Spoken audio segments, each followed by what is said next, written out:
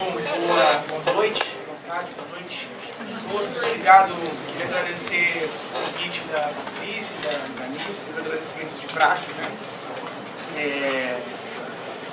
E é sempre um prazer poder participar dessas discussões sobre o nome da empresa é uma visão crítica, né, de produção, né?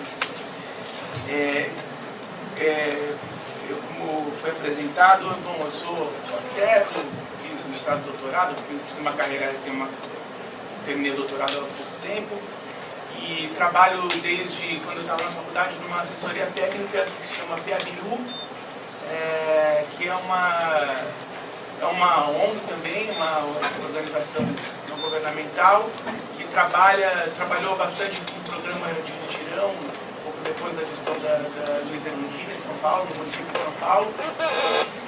E a gente tem trabalhado com projetos de obra em favela e habitação de interesse social, principalmente vinculado aos movimentos de moradia, nesse programa que foi mostrado agora na minha vida Identidades, né?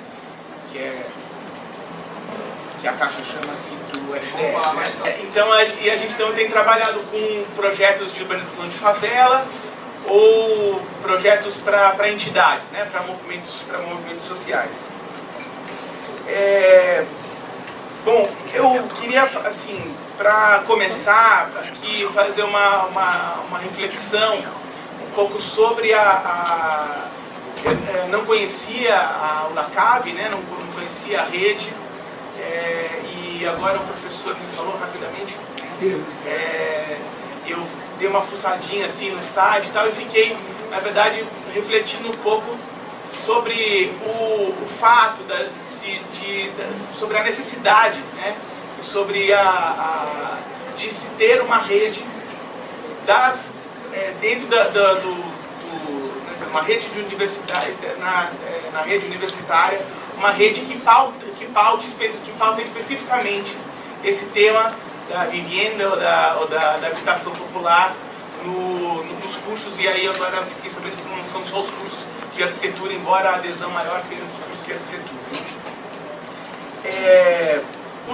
Por que esse tema ainda e sempre precisa de uma rede, de uma discussão que é paralela à própria discussão dos cursos de arquitetura?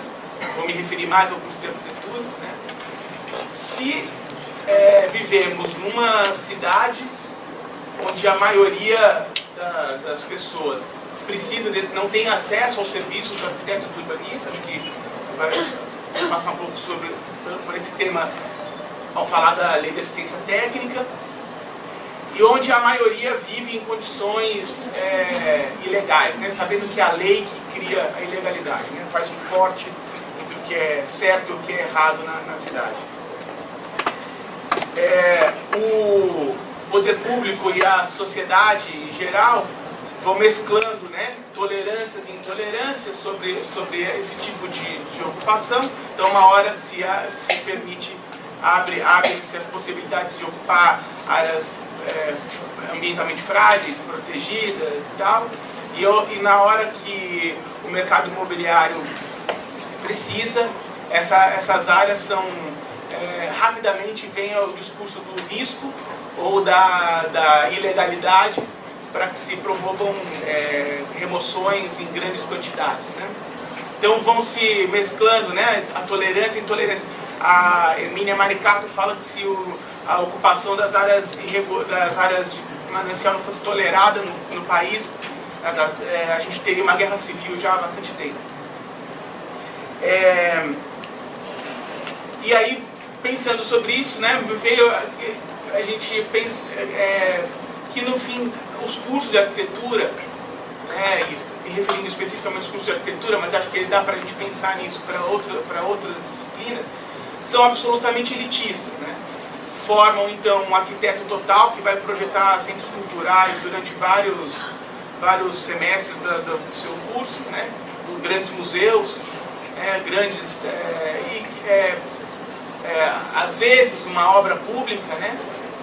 mas uma formação que leva a uma ideia do arquiteto total e que resolve os problemas do mundo com a sua lapiseira no bolso, né? E o tema da habitação continua sempre uma discussão lateral, assim, como se quem trabalhasse com habitação não fosse... tem o arquiteto e o arquiteto que trabalha com habitação, né? Então essa formação elitista vai lidando então com a cidade como uma ilha de fantasia, né? Como uma imagem do que é a cidade, sem olhar a vida real, né? Sem olhar os problemas que a sociedade precisa enfrentar. Acho que são 320 cursos de arquitetura no Brasil. Deve formar, sei lá, um pouco menos de 3.000 arquitetos por ano. E pensar quantos desses arquitetos formados estão nas universidades públicas, quantos desses estão nas universidades privadas, e como que o curso, a grade curricular mesmo do curso, né, pauta esse tema no seu cotidiano, né? Então a discussão aqui, acho que é um pouco que arquitetos e urbanistas temos formado. E como esses arquitetos e urbanistas têm participado dessa produção social do hábitat, né? Lógico que a gente agora cai sempre na discussão, na leitura sobre o programa Minha Casa Minha Vida, e que coloca sempre a Caixa, né, numa berlinda, né? A Caixa está em todas as mesas e sempre começa, né, se desculpando, falando, não, a gente é só uma parte desse problema, né? Mas é porque tem uma produção habitacional numa escala nunca vista na história desse país, né?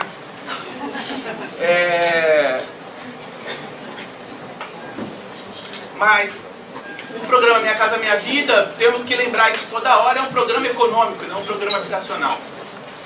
É um programa que veio para resolver a crise econômica e não que veio para resolver uma crise de habitação. Se essa crise em que medida essa crise de habitação, qual é a medida dessa crise de habitação? E como um programa econômico, ele acho que tem muito bem sucedido, e como um programa urbano e habitacional tem provocado grandes desastres pelo país. A unidade habitacional deve fazer o mascaró de assaltos, assim,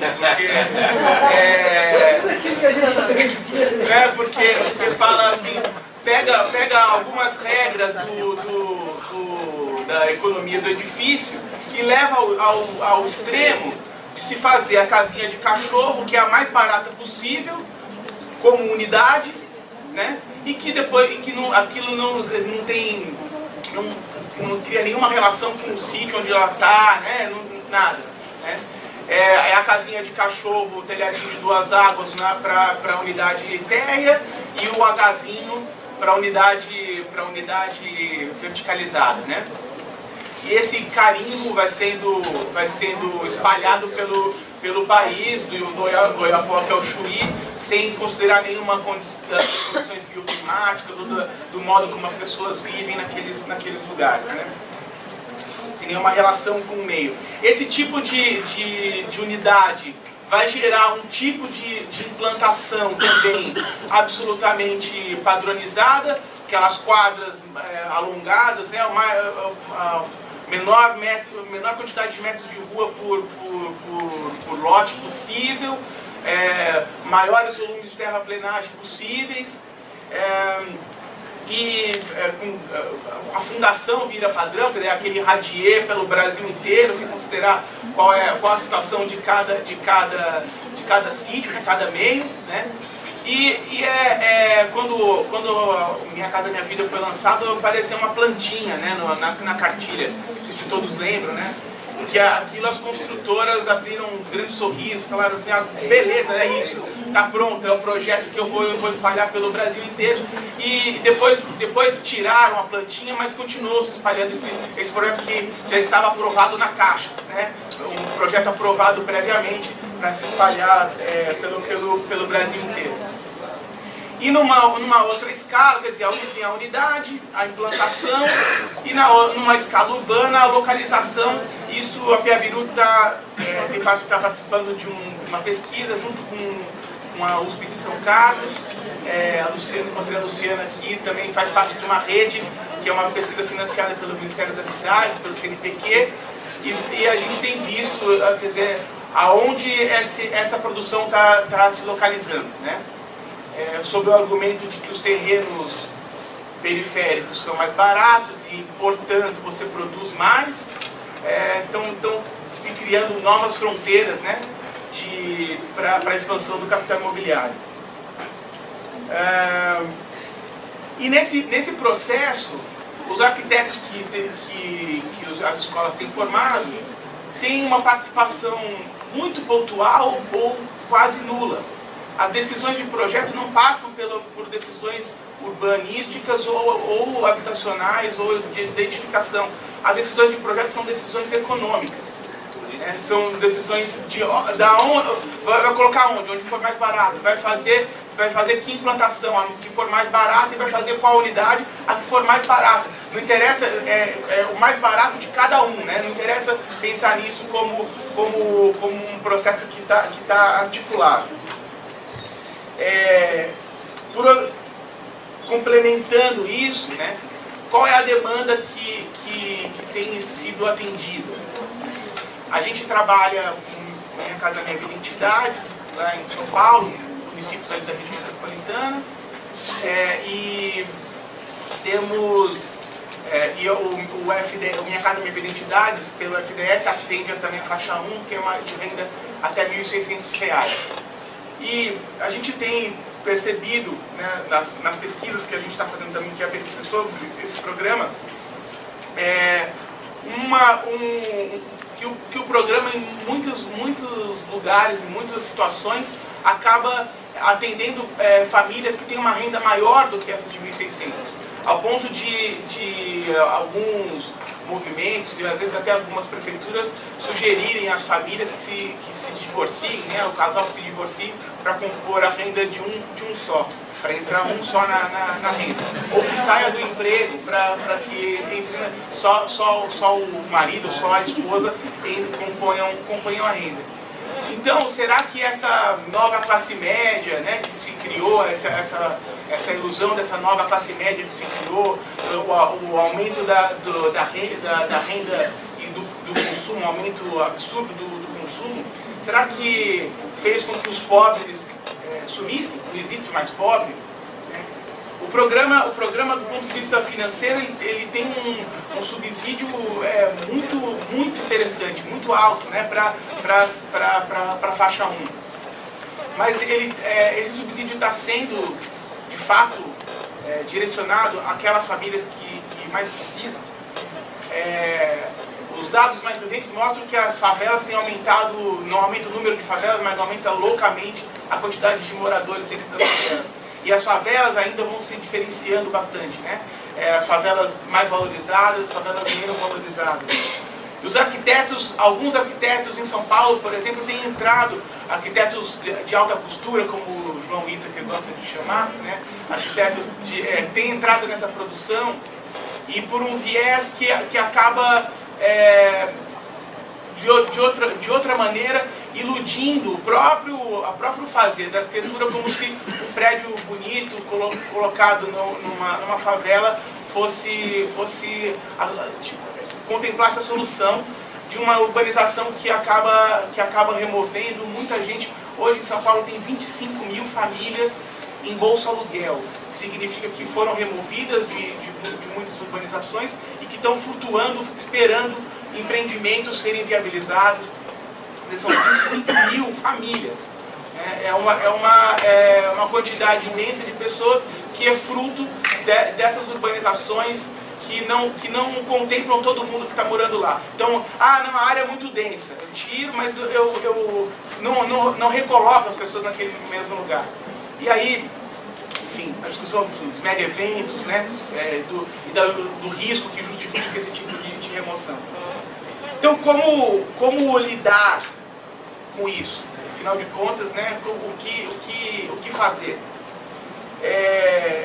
Basicamente, é necessário pensar quais são os agentes que estão nesse jogo, os players, né, como o mercado gosta de chamar, né?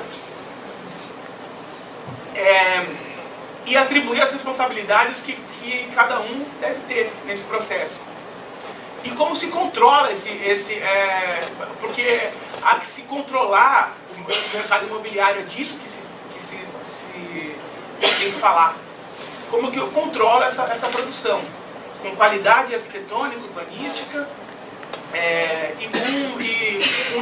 pondo limites, afinal de contas, para esse player que é o que está mais se favorecendo do programa. Definir localização, afinal de contas a localização ela é uma disputa. Definir densidade, como que essa infraestrutura que é implantada se otimiza, misturando a qualidade, né? Definir qualidade das unidades, misturar renda, misturar usos nesses lugares, né? Permitir a participação do usuário e adequação, então, às condições ambientais e às condições sociais também, aos modos de vida das famílias. E eu acho que, enfim, integrar esses conjuntos da cidade, que eles estejam na cidade e não produzindo novas fronteiras. E acho que se isso entrar na nossa grade cotidiana, né, na nossa discussão cotidiana dos cursos de arquitetura, não precisaria existir a rede. A rede, como qualquer ONG que se preze, ela tem que lutar para que não exista mais. Que esse tema esteja tão dentro dos cursos de arquitetura que não seja necessário ter uma rede pautando esse tema. Acho que é isso. Obrigado.